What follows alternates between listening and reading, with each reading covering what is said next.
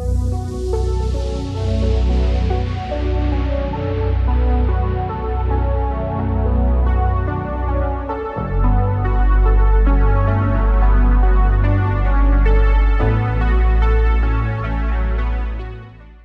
you for tuning in. You're listening to SynthWorld. I'm your host, DJ Nomad, and I am thrilled to be here with Swedish-based chill synth artist Vennwave.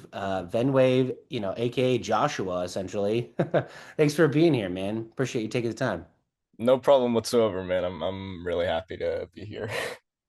I'm excited to have you. You're actually my first Swedish guest, and I think you might be my youngest guest. So, for the listeners tuning in, Joshua is 16, which, for the fact that you're producing music as good as this at your age and younger is really Yeah. remarkable. And actually, that you've pumped out this much music. I yeah, I think the youngest person I've had before you was maybe 18, 19. So you've got the distinguished honor there. Hooray, man. Breaking records and shit. Yes, you are. Yep. New to the show. And so I want to ask you, I always like teasing out, how the person, the artist's environment has impacted their sound and where they've gone musically. Yeah. And, I've had lots of Europeans, but nobody from the Scandinavian countries. So Yeah. I'm just curious, do you feel like there's any influence from that culture that has kind of led you down the path of chill synth? Yeah, absolutely. If we're going back to the beginning and all that, there's a twist. There's a really insane twist. Like I have crazy lore, Mhm. essentially. I'm not actually from Sweden. I'm Mexican American. I was born in Mexico and I lived there until I was 7, so I knew how to speak like Latin, Spanish pretty fluently and all that. And then I moved to California and I lived in the United States for 5 years. And when I was 12, I moved to Sweden. And I've stayed there ever since. That's really cool. So, let me ask you this. You live in Stockholm now, is that right? Yeah, at the moment I do. Okay. What's the scene like there? Chill synth, synthwave, any of that kind of like retro throwback music. The only other Swedish person that I really know who makes music's Ogster. He lives Hmm. in Eskilstuna, something like that. It's about an hour's drive or two from Stockholm. And he happened to be in Stockholm like one day when I was doing my summer job, like about a year ago. So I did actually get the chance to meet with him. And it was super fun. Yeah, really. I would say that the chill synth scene in Sweden or like Scandinavia in particular is not as big as in Central Europe, like Germany and France. There's lots of artists. There's like High Pixie from Germany, for example, and there's Hmm. Allison from France. There's so many good electronic musicians from France. Like they're really good at it. The scene in Stockholm leans towards like what's super popular, and a lot of releases and all that are based or they're influenced heavily by promotion and all that. I don't do that very much. I kind of sit around, I connect with people in like chill synth, and uh, I'm really happy I've gotten like lots of streams because quite a lot of people have gone out of their way to like listen to my music and stuff, and I haven't really put it out or anything. It's just what I try to do with my music is like most of the music I write about, or like all of my good songs, I write about friends or at like the request of friends and stuff. Like my song "Home Tape," that was named by my best friend Charlie. So shout out to her for that. Yeah, very cool. Before we kind of dive into your music, I do want to just briefly round you out a little bit as a person. I know you're still young, but 16, you've got a little bit of time under your belt figuring out who you are as a person. Yeah. So, what would you say are like some of your biggest outside of music hobbies? And I know you're probably still in school. What's your favorite subject? Outside of music, I really love hiking. There's a national park south of Sweden. It's about an hour's like commute away or something like that. It's called Turista, and it's in essence a primeval forest. It's been untouched, nearly all of it by like people and all that. So Hmm. I've been there around 3 times. I've made custom hiking routes. The ones I've done are like 20 kilometers. So I try to work a lot on breaking like my foot distance records. I broke it when I was in Jämtland, because I hiked like I walked a total of 24 kilometers, and that plus like the vertical incline of like climbing mountains and then having to descend back down. But Mm. I'm kind of going off road a little here. I do love hiking a lot. My favorite subject is English. I've worked a lot on reading literature, seeing media, all sorts of stuff, and I have a pretty refined vocabulary. And every English teacher in like the every school I've been to in Sweden really likes me and think that I have a really refined vocabulary. And I do speak. I have a habit of speaking in cursive, like a lot. Like I speak in a very fancy way. It's pretty Oh. fun. Yeah. Mm. I've never heard it put like that before, speaking in cursive, but it makes sense when you describe it like that. Yeah, like cursives, italics, the whole nine yards, basically. You had touched on a couple of artists within Europe, and actually you mentioned Ogster, who's fantastic. Ogster, if you get a chance to hear this, come on the show. I'd love to have you on. Um, but I want to know the genesis of Vennwave. Can you touch on maybe that like Pandora's box moment for you where you heard a Chillsynth song and it just clicked with you? I was watching an implement video about high altitude jumps, and then Holmes resonance came on at the start of the video. And then I completely forgot about it. And then I had a thought, and I was like, "Wait, this song was really good. I need to find it." So I spent a good 30 minutes or so trying to frantically find the video like I watched, and I found it. And then I listened to the rest of Odyssey, and I was like, "Oh my God, like I have to actually do this sort of stuff." And that's when I started to really like take music seriously. What DAW did you first get into? What do you use now? And like, how did you go from motivation there to actually, buying a DAW or getting on a DAW and sitting there and just figuring it out? Like originally when I started making music, like really way back, like when I was 7 years old, if you can even call it music, to be honest, Hmm. uh, it was always like GarageBand. That was the default for me. Then I switched to Logic and I made some things there. Hmm. And then I found out that FL Studio existed, and I was playing around on the trial mode for quite a while. And when I was I think when Vennwave started, I had already gotten like my mother to buy me like the basic version of FL, like the license for it. So I didn't have to, uh have my projects go unsaved on the trial mode. And I used for my first song Clear Skies, pretty amateur because I was just starting really. But I made it all using like stock instruments, and that's how I operated until I got like Arturia's maybe three, and I started making patches like crazy. But it went from GarageBand to Logic Pro to FL Studio, and I'm considering switching to Ableton because I think its sampler's awesome, and I think it is the best DAW. It's also the most complicated, in my opinion. But I'm trying to make that switch. I have lots of projects I haven't yet finished, so I have to like complete them if I can, and then make the switch to Ableton. So now tell me about the origins of Vennwave. How did that name come about, that moniker?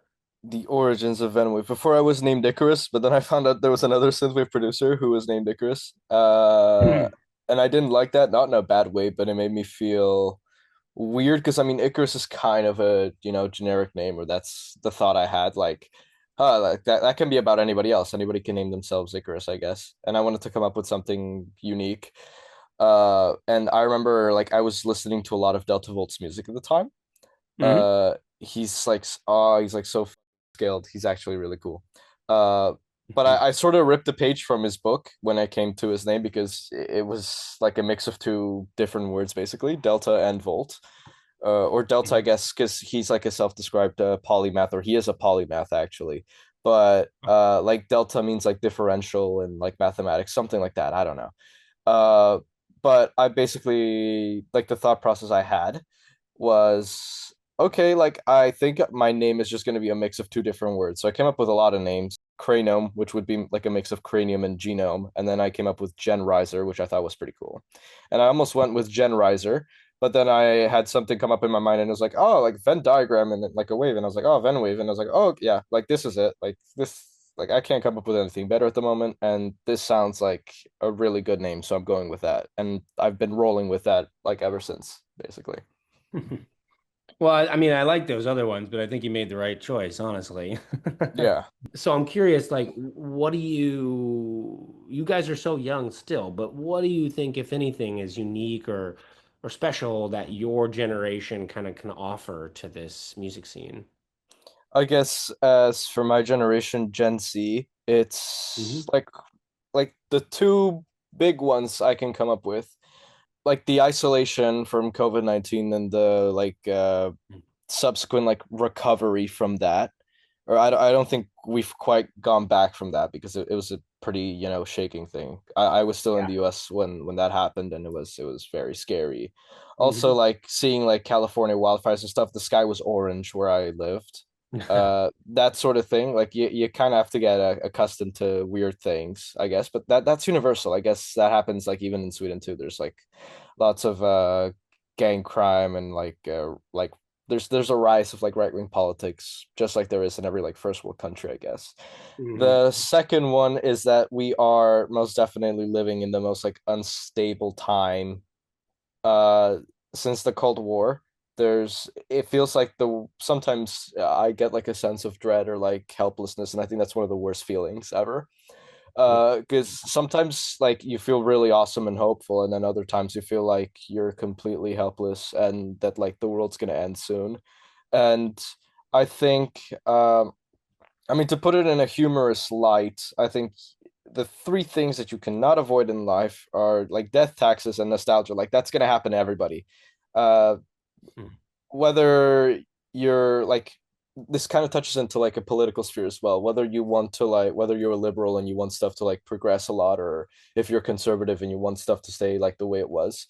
It doesn't matter like what side of the spectrum you're on there, you're always gonna miss how things were back in the day, I suppose, because childhood and adolescence is a very important developmental period in like humans lifetime, and it's where they come to learn like what's right, what's wrong, laws you should follow, and you get to meet people and socialize, and you get to kind of understand and get a grasp of the human condition. Just the things that you grow up with, you come to really appreciate. Yeah. I think it's no wonder that people of this generation are so nostalgia focused, if you will, because it was a time that was much more simplistic and less complicated. And again, you got to remember that the time I'm coming from was before the internet at all, right? Yeah. So that transition was really, really crazy and happened so fast. I mean, it's crazy to reflect on it, but it certainly feels like the more recent stuff you've been putting out is a little more serious, you know? I mean, serious in how it sounds professionally. It sounds like you've definitely maybe turned a bit of a corner in terms of music production, Yeah. your abilities there. So you have like a couple different songs that still have that kind of like really nostalgic, riding around on bikes with your friends in the summer. Yeah. I'm thinking of Nascent, right? Or like, I think A New Time might be one of them. But then you have Yeah. some of the more serious ones that harken back to, like you mentioned, Allison, right? Or Unfound, or even Emil Rottmeyer. I'm sure you know those Yeah. ones. Some of those like darker, slightly more fast-paced songs like Unclear, which I think is fantastic. Also, What Lies Beyond has such an emotional bass line to it that just really got me going when you bring the bass line into that. So, can is what I'm describing feel accurate? And can you kind of just detail where you hope to take the creative vision for Vennwave? Yeah, absolutely. I think yeah, a lot of the stuff that I've made recently does sound darker, and I think it's I wrote it while going through some stuff because I had lots of stress from like school, and Mhm. I did have this one thing happen where I like was in a relationship for the first time in my life, and then I got out of it because I didn't feel Mhm. like it anymore. And then like this person got together with one of my best friends. So I had lots of troubles with like making new music and stuff. And like the things that I was able to finish, I did sort of write about that, or I did have like difficulties in mind and stuff. It's a reflection on, I guess, the stuff I am going through. Coming back, like that song, I wrote it about going through some stuff, and it had like a more hopeful, it was a pretty hopeful sounding track in my opinion. Uh, I think that a lot of the new stuff I've released, yeah, it's more serious in nature because I think I'm just like subconsciously writing about uh, even if I don't sing in any of those or say anything or really like tell a story with words, I think I'm kind of saying in a way that like I'm not sure, just there's like more and more things in life that are just very serious, and you have to kind of tap into the huge mess that is in everything, or you're like, we're always bound to, have to come across some mess and have to get ourselves out of there. It's like we're watching you go through what it's like to come into the modern world as a young person, right? And go through Yeah. all that. And I'm sorry to hear about what happened with the relationship you had. That's terrible, and unfortunately, there's a lot of times where that happens and heartbreak happens. And the only good advice there is just to not let it sour your the way you come towards other people, and the Yeah. opening your heart to other Heart people. to other people, heart to other people, heart to other people, heart to other people, heart to other people, heart to other people, heart to other people, heart to other people, heart to other people, heart to other people, heart to other people, heart to other people. Speaking of which, I want to talk to you. This is a very niche kind of thing question, but Yeah. I've always felt like in your music, it is in play there as well. But I've always felt like with chill synth music that the hi-hats are like a really impactful instrument in the music. Yeah. Um, there's just so many of those times where like you can tell the producer is kind of like saving this like the right moment to get the energy going in the song for when they bring in those hi-hats, right? Yeah. So I don't know. I've heard it in your music. It's yours. I've heard some artists where it's like a really big part of what they do, some chill synth where they don't do a lot of it. You're kind of in the middle, it seems like. But can you talk to like, do you agree with that? And can you talk to why that is kind of such an impactful sound in chill synth? Yeah, I do agree with that. I think that hi-hats a lot of the times can be like the make or break moment, I guess, for like a chill synth track. Or not really, I suppose, but they can augment like the like overall sound quality of the whole thing. I Yeah. think that the more layers you can add to a song, the better, because it's kind of a complicated mess, but some people find that mess really well, and or they take it in a really good way, or they are kind of like allured to it, and that mess of things sounds human.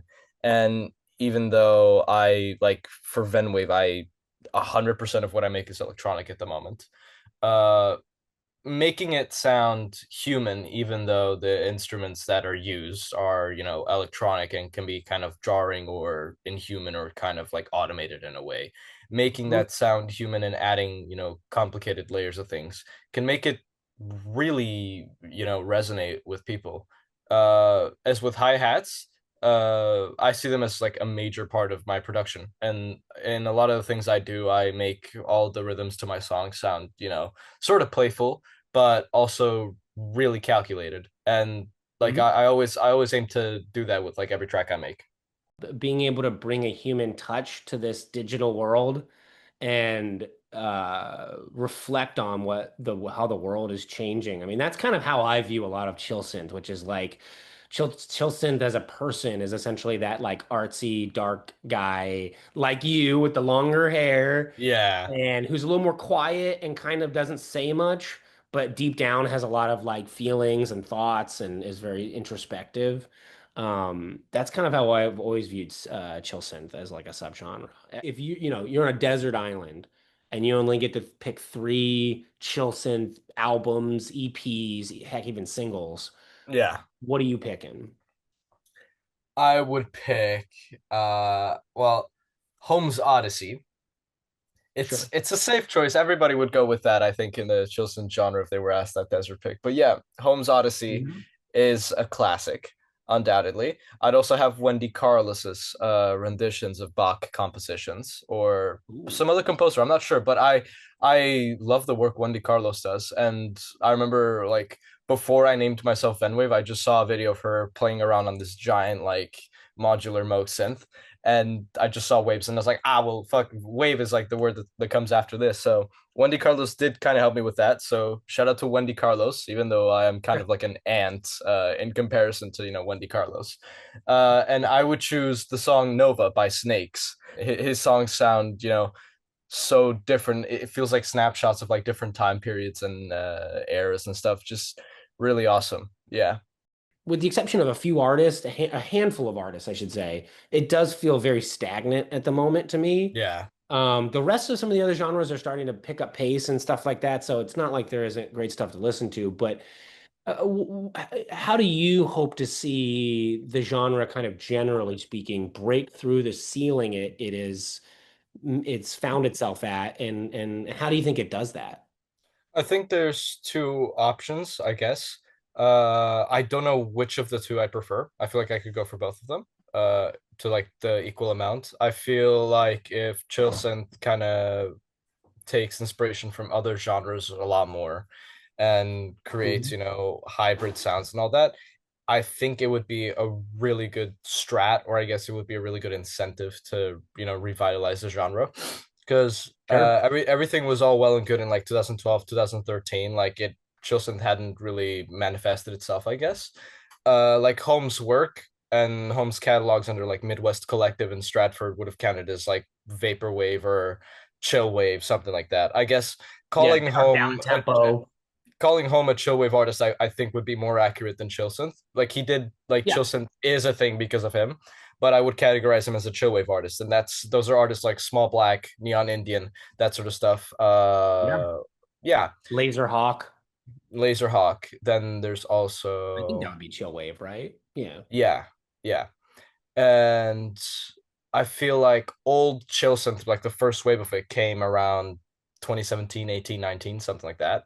And Hmm. it was pretty fun. It's really fun to listen to a lot of the older Chillsynth stuff because that's when people started like scramming together in groups and like huddling and like figuring out like what are we gonna do out of this. And I guess they did have like their quasi religious devotion to home, I guess, but they were also like doing their own things and they were kind of like sculpting their own take on the whole thing. And Yeah. uh like I'm not gonna name names either because I do not want unnecessary trouble and stress. Not my opinion of people on a personal level, more so like an artistic level. I think that yes, a lot of Chilsynth is stagnant, and this is an opinion that a lot of people inside like the circle of Chilsynth agree with. And I feel like the bigger artists obviously have like inherent advantage over like the people who are like trying to sculpt a new sound or who are just starting because of course they're really well known. Hell, they might even be an inspiration for like the smaller guys and all that and the smaller gals and all that. And they're mainly like seen as the faces of Chillsynth. So they sort of dictate other people's views of Chillsynth, like whether it's people who've just like discovered the genre of Chillsynth or people who are returning to give it some listens or like diehard fans of Chillsynth. Yeah, the second option, I guess, would be for Chillsynth to, I guess, splinter into these different groups and also like combine sounds from like all those different groups and stuff.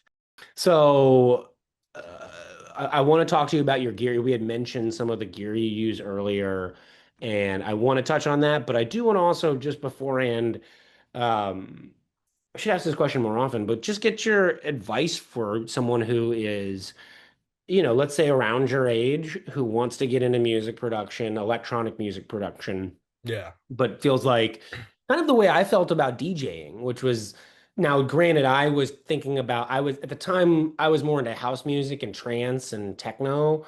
So in my mind, I was like, there are a billion different DJs who do this music. Why would I ever, what am I going to contribute to this? And Yeah. then the retro music, I fell into that and realized, oh, there's really not many people who DJ this music at all. It needs more representation. But for someone who feels that way, feels like, well, why would I become an electronic producer? There's so many of them. What's the point? Why even try? What's a piece of advice you would give them on like overcoming that hurdle and then like going from having ideas in your head to actually committing to producing? Yeah. I would say the one of the most important things to remember is don't make the music you hear your personality. Uh, you should invert that or, turn the tables on that and make the music your personality. Or like what I do is I make like all the music I make is a reflection of like who I am as a person. And I think people have a very each like individual person has a very different approach to creativity and art, and that unique way that you have should be embraced. And avoiding comparing yourself negatively to artists who are doing better than you is also an important one. I've fallen for that one so many times, and uh it's gotten in the way of like my work and being confident and making stuff that actually sounds good and stuff that's like a reflection of my personality. For Chillsynth artists, I'd say like home is something to be embraced and not copied. And this is something that I had a conversation with like some other dude who was also making Chillsynth music. He hasn't done it in a while, but his words are really wise, and I think that anybody who is trying to get into Chillsynth should follow them.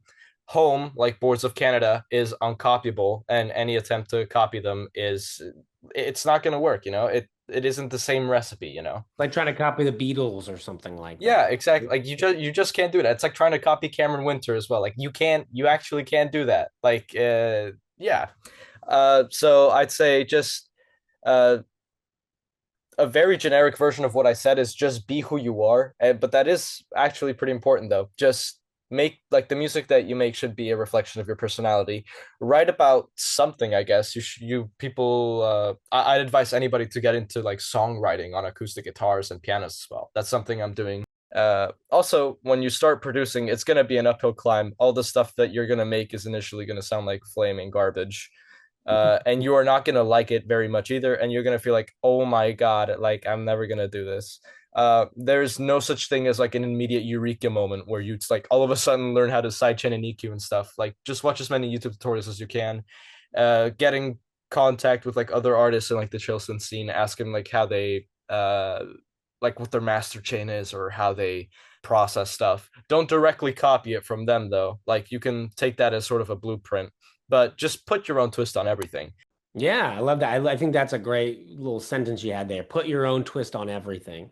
I Yeah. thought that was a really good way to put it. And what you're bearing out is a huge truth, but very difficult pill to swallow, especially for people my age and just younger in general, where Yeah. in a world where everything is about instantaneous feedback and results, which is that getting those results for most things in life that are worth it don't come fast. They take time. You have to work. You have to keep going at it and get better at it. You can't just, it's like you said, it's not going to happen overnight where all of a sudden now you're a good producer. It's going to take Yeah. years. Yeah. And that can be frustrating, but the reward of that is massive. And you'll look back on the music you make now in a few years and you'll have the same, you'll sit back and Yeah. go, oh, you know what? Wow, I was that wasn't very good. I wasn't great at that. The EQing there is bad. You know what I mean? You'll Yeah. Yeah. continue to evolve and get better. I'm sure you will.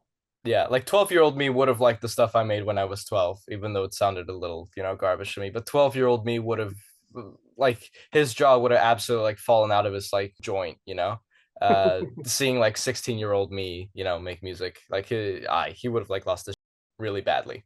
Would have been excited for you. Uh, Yeah, he would have lost it as well, seeing 16-year-old me with a beard. I thought I'd never grow a beard ever. And fuck, it's there you happening. go. Genetically blessed, I guess. You got a good mustache and goatee going right now, man. I see it. Yup. It fits the vibe too. You throw on some killer shades and you got the artist look. You're there. I mean, that's all you need. Yeah. Is some good shades. So, I would imagine you probably have a decent, you've already mentioned some of it, but a decent chunk of gear. So give me just like your gear rundown, right? I know you mentioned that right now you're in, is it Logic at the moment? Is that right? It's FL Oh, Studio FL. at the That's right. moment. Yeah. FL. So FL, we've got that covered. Give me, any analog stuff you have, as well as like maybe some of your favorite like VSTs you use to write. My gear rundown. I have two guitars. I have like the Fender Telecaster with like the maple body, really nice. Ooh. Acoustic electric guitar from Fender. I have a cheap amp, but it works really well, and you can program it. So it's really nice. Then I have that Ibanez bass with like this glossy body. I have a Korg Volca keys. I have Arturia's like controller, like that cheap white one that costs around 100 or something like that. I have an Ovation base station too. And my favorite VSTs to use, I would say Polymax by UAD was a very like well needed break from like the Mini V3 because I love the Mini V3.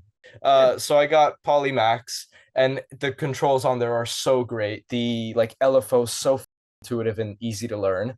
Ooh. And you can like do an LFO with a filter. You can make triangle sequencing or like square wave sequencing. It's amazing. Valhalla reverb plugins, Kilohearts, like they have a bunch of free like plugins and it's really awesome.